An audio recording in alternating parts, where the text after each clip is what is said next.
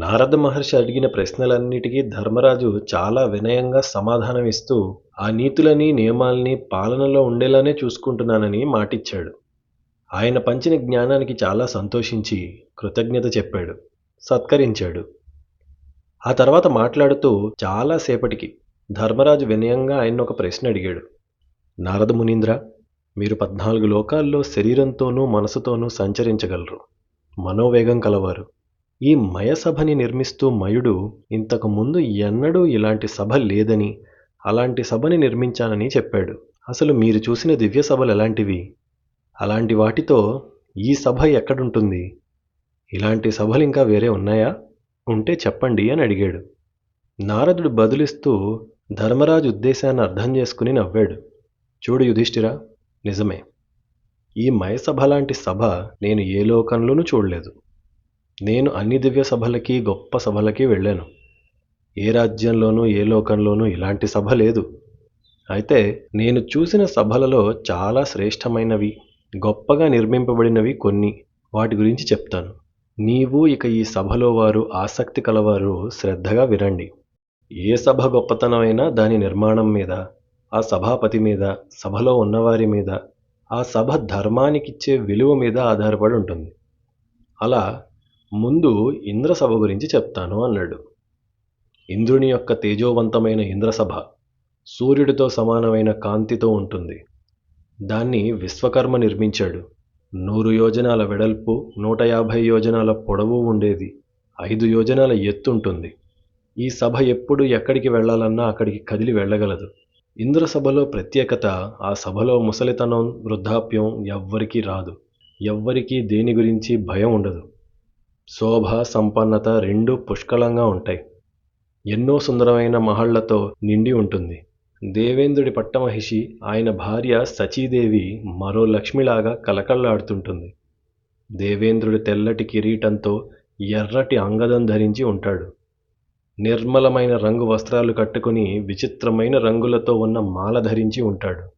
ఆయన చుట్టూ మరుద్గణాలు, గృహస్థులైన దేవతలు ఆయన్ని సేవిస్తుంటారు. ఆయన సభలో పరాశరుడు, సావర్ణి, దూర్వాసుడు, దీర్ఘతముడు, యాజ్ఞవల్క్యుడు, హరిశ్చంద్ర మహారాజు, త్వష్ట, విశ్వకర్మ, తుంబురుడు మొదలైన మహానుభావులుంటారు. వాల్మీకి మహర్షి, శమీకుడు, మేధాతిథి, వామదేవుడు, పులస్త్యుడు, పులహుడు, క్రతువు, మరీచి, స్థాణువు, గౌతముడు, వైశ్వానరుడు, రైభ్యుడు, నలమహారాజు, జరత్కారువు, కశ్యపుడు, విభండకుడు, ఋష్యశృంగుడు అంటే ఈయన రాముడి కోసం పుత్రకామేష్టి చేసిన ఋషి ఋష్యశృంగుడు, సంవర్తనుడు, విశ్వక్సేనుడు, కణ్వ మహర్షి, కౌశికుడు అంటే విశ్వామిత్రుడు ఉంటారు. ఇంకా ఔషధాలు స్త్రీ రూపంలో ఇక్కడ ఉంటాయి. శ్రద్ధ, మేధ, సరస్వతి అని 3 ఉంటాయి. ఇంకా ధర్మార్థకామములు, విద్యుత్తు, మేధస్సు, వాయువు, దిక్కులు, తూర్పు, పడమర, ఉత్తరము, దక్షిణము, అగ్ని, విశ్వే దేవతలు, సిద్ధులు, సాధ్యులు, యజ్ఞాలు, దక్షిణులు, యజ్ఞ నిర్వాహక మంత్రము అన్నీ వాటి దివ్య రూపాలతో ఇక్కడ ఉంటాయి. అందమైన అప్సరసలు, మనోహరమైన గంధర్వులు, గాయకులు, నృత్యకారులు హాస్య విన్యాసాలతో, సంగీత విభావరులతో ఇంద్రుణ్ణి ఆనందింపజేస్తుంటారు. ఇంకా మరెందరో బ్రహ్మర్షులు, రాజర్షులు, దేవర్షులు పూలమాలలు ధరించి ఆభరణాలతో అలంకరించుకుని అగ్నివలే ప్రకాశిస్తూ ఉంటారు. బృహస్పతి, శుక్రుడు ఇద్దరూ పక్కపక్కన ఇక్కడుంటారు. ఇది ఇంద్రసభ. ఇంద్రియాలకు అధిపతి ఇంద్రుడు. ఆయన సభలో అందుకే యవ్వనం, ఉత్సాహం, రంగులమయంతో సుఖంగా ఉంటాయి. శోభా సంపన్నత ఉంటాయి. అంటే అందముంటుంది, ఐశ్వర్యము ఉంటుంది. గృహస్థు రూపంలో దేవతలు సేవిస్తుంటారు. దీని అర్థం చెప్పక్కర్లేదు. గృహస్థులకి కావాల్సిన వాడు ఇంద్రుడు. ఇలాంటి ఇంద్రసభ గురించి నారదుడు చెప్పాడు. గృహస్థులకు కావాల్సిన వాడు ఇంద్రుడు కాబట్టి గృహస్థులు పూజ చేస్తుంటారు. ఇలా ఇంద్రసభ గురించి చెప్పాక యమసభ గురించి మొదలుపెట్టారు నారద మహర్షి. నారదముని చెప్పే సభావర్ణంలో ఒక్కో సభలో ఒక్కో విశేషణం ఉంటుంది. సభలో సభ్యులు అలాగే ఉండరు. ఒక సభ నుండి మరొక సభకి వెళ్తుంటారు. కొంతమందికి కొన్ని సభల్లో ప్రవేశం ఉంటుంది. ఒక్కో సభకి ఒక్కో విలువ. అన్ని సభల్లో జరిగేది నిజానికి గాసిప్పే. కంగారు పడకండి. గాసిప్ అంటే చర్చ, మంచి చెడుల చర్చ, ధర్మాధర్మాల చర్చ. సమస్యలకి పరిష్కారాలు దొరుకుతాయి. కొత్త కొత్త విచారధారలు పుడతాయి. జ్ఞానం ఉన్నవారు గాసిప్ చేస్తేనే కదా అది లోకానికి విద్య అయ్యేది. So let's gossip. యమసభ గురించి చెప్తూ, ఆ యమసభ సూర్యుడి కొడుకైన యముడి సభ చాలా గొప్పది. దీన్ని కూడా విశ్వకర్మ నిర్మించాడు. 100 యోజనాల పొడవు, 100 యోజనాల వెడల్పు గలది. అంతకన్నా కాస్త ఎక్కువ కూడా ఉండొచ్చు. ఈ సభ నచ్చిన రూపాన్ని ధరించగలదు. ఎలా కనిపించాలంటే అలా కనిపించే శక్తి ఉంది. ఇక్కడ చలి కానీ వేడి కానీ ఎక్కువగా ఉండవు, హాయిగా ఉంటుంది. ఈ సభలో ఉన్న మనుషులకు ఎలాంటి శోకం ఉండదు. దీనంగా కానీ అలసిపోయినట్లు కానీ ఎవరు ఉండరు. రుచికరమైన భక్ష్యభోజ్యాలు ఇక్కడ బాగా ఉంటాయి. ఈ సభలో మంచి పూలు పండ్లు ఉన్న చెట్లు బాగా ఉంటాయి. తాగటానికి తీయని చన్నీళ్లు వేడినీళ్లు ఎప్పుడూ ఉంటాయి. ఎందరో బ్రహ్మర్షులు యమునికి శుభం కోరుతూ ఇక్కడ ఉంటారు. ఇంద్రసభలో ఉన్నట్లే ఇక్కడ అగస్త్యుడు మొదలైన ఋషులతో పాటు పితృదేవతలు, కాలచక్రము, హవ్యవాహనుడు, దక్షిణాయనంలో మరణించిన మానవులు, దుష్కర్మలు చేసిన మనుషులు, యమదూతలు, యమధర్మరాజాజ్ఞకి లోబడి ఉంటారు. ఎందరో గొప్ప రాజులు ఇక్కడ ఉంటారు. నహుషుడు, యయాతి, పూరుడు, మాంధాత, సోమకుడు అంటే ఈ సోమకుడు ద్రుపదుడి తాత, కృతవీర్యుడు అంటే కార్తవీర్యార్జునుడి తండ్రి, అరిష్టనేమి, శిబి చక్రవర్తి, బృహద్రథుడు, కుశికుడు, ధ్రువుడు, కార్తవీర్యుడు, భరతుడు, సురథుడు, సునీతుడు, నలుడు, అంబరీషుడు, భగీరథుడు, వృషసేనుడు, దిలీప మహారాజు, శర్యాతి, శరభుడు, దుష్యంతుడు, బాహ్లికుడు, మధువు, ఐలుడు, దశరథుడు, కాకుత్సుడు, గయుడు, జనకుడు, పృథువు, పరశురాముడు, నభాగుడు, సగర చక్రవర్తి, ఉపరిచరుడు, ఇంద్రద్యుమ్నుడు, 100 మంది మత్స్యరాజులు, 100 మంది ధృతరాష్ట్రులు, నాగరాజులు, ఇంకా ఎందరో రాజులతో పాటు మీ తండ్రి పాండురాజు కూడా ఉంటారు. ఇక్కడ బాధ ఉండదు, స్వేచ్ఛ ఉంటుంది. విశ్వకర్మ చాలా తపస్సు చేసి దీన్ని నిర్మించాడు.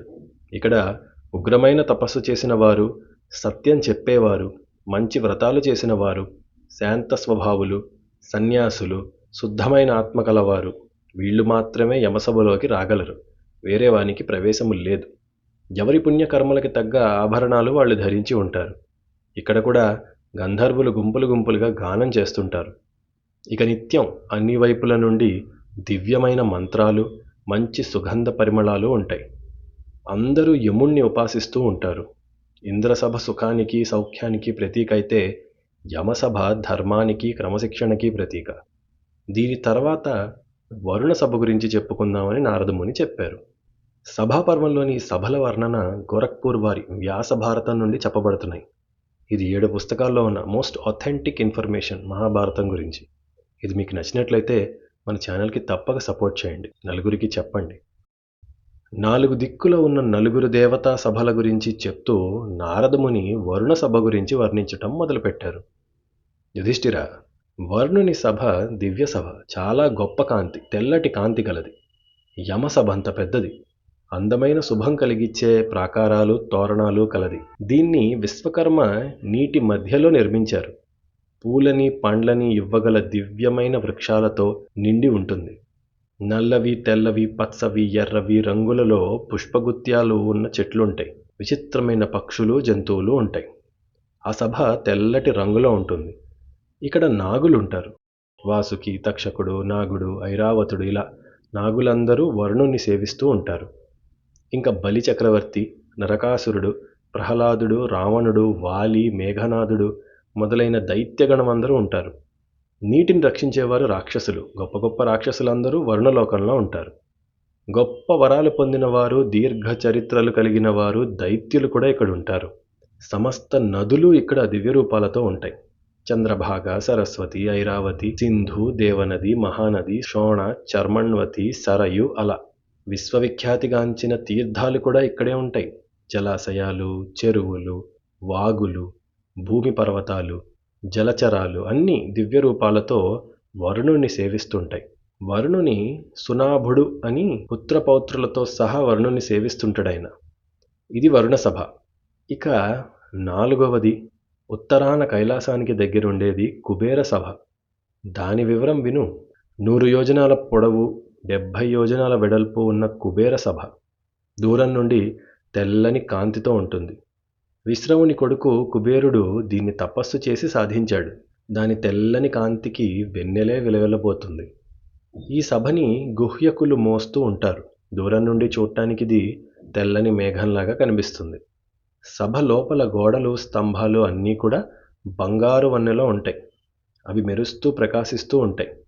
కుబేరుడు విచిత్రమైన ఆభరణాలు ధరించి ఉంటాడు. దివ్యమైన సింహాసనంపై కూర్చుని ఉంటాడు. వందల వేల కొద్దీ స్త్రీలు ఆయన చుట్టూ ఉంటారు. మందార వృక్షాలు, సౌగంధిక వృక్షాలు, ఆ అలకాపురిలో నందనవనాల శోభతో ఉన్న వనాలు, వాటి నుండి చల్లని గాలులు వీస్తూ కుబేరుణ్ణి సేవిస్తుంటాయి. రంభ, చిత్రసేన, శుచిస్మిత, చారునేత్ర, ఘృతాచి, మేనక, పుంజికస్థల, సహజన్య, ఊర్వశి, ఇర, వర్గ, సౌరభేయి, బుద్బుద, లత మొదలైన అప్సరసలందరూ ఉంటారు. వారు గంధర్వుల సంగీతంలో నృత్యం చేస్తూ కుబేరుని అలరిస్తుంటారు. ధర్మరాజా, కిన్నెరులు, నరులు, గంధర్వులు, మణిభద్రుడు అనే సేనానాయకుడు, శ్వేతభద్రుడు, పిశాచులు, గజకర్ణుడు, వరాహకర్ణుడు, తామ్రోష్ఠుడు, హంసచూదుడు, విభీషణుడు, పింగళకుడు, అనికేతుడు మొదలైన యక్షులు లక్షల కొద్దీ ఉంటారు. లక్ష్మీదేవి దర్శిస్తూ ఉండే ఆ సభలో నలకుబేరుడు, నేను, నాలాంటి వారు చాలామంది ఉంటారు. ఎక్కువగా పిశాచులు, గంధర్వులు ఉంటారు. లక్షల కొద్దీ భూత సమూహాలు చుట్టుముట్టి ఉండగా ధనస్సు పట్టుకుని మహాబలి, పశుపతి, శూలధారి, త్రిలోచనుడు, శివుడు, అలసట లేని పార్వతి, ఈ ఇద్దరు భూత ప్రేతాదులతో కలిసి ఎప్పుడూ కుబేరుడి కోసం సిద్ధంగా ఉంటారు. ఆ భూత ప్రేతాలు వామనులు, వికటులు, ఎర్రటి కన్నుల కలవారు, కుబ్జులు అంటే గూని కలవారు. చాలా గొప్ప కోలాహలం చేస్తూ ఉంటారు వాళ్ళందరూ. భగదత్తుడు మొదలైన రాజులు చాలామంది ఉంటారు.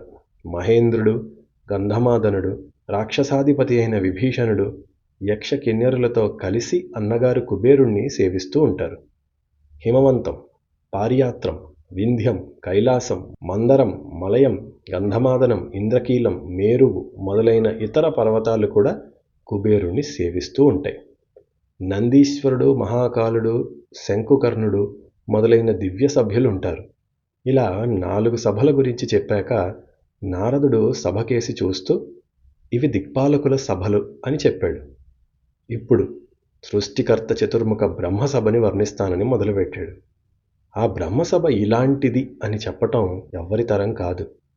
ఆ బ్రహ్మసభ కొలతలు ఎవ్వరికీ తెలియవు. అది బ్రహ్మ సంకల్పం నుండి పుట్టిన సభ.